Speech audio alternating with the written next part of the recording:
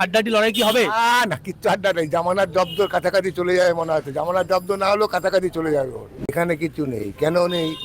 এই বিজেপি যে হাল্লা করে বেড়ায়, ইলেকশন আসলেই মন্দির ফন্দির নিয়ে শিব ঠাকুর এই সেই নিয়ে আসলো, এই কুড়ে ঘরে গিয়ে খাচ্ছে। যেই ইলেকশন শেষ হয়ে গেল, কেউ যে অসুবিধা পড়েছে বিজেপি, কেউ সেটা আসবেই না, তাকাবেই না। আর পুজোর পর সব ইয়ের পর ভোটের পর সব চলে গেল, যে যার হাওয়ার কোনো আর মন্দির ফন্দির বলে কোনো কিছু নেই। এই হলো বিজেপি প্রোপাগান্ডা।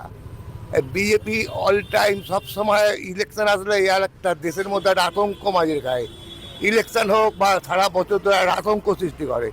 এই আধার কার্ড প্যান কার্ড যুক্ত করো, এই ভোটার থেকে নাম করো, অরিজিনাল ভোটারদের নাম কেটে উড়িয়ে দিচ্ছে। এই সব সময় দেখি অল টাইম আসলেই একটা জনগণের আতঙ্ক সৃষ্টি করে। ওর থেকে না আসাই ভালো, সারা ভারত থেকে চলে যাওয়া ভালো।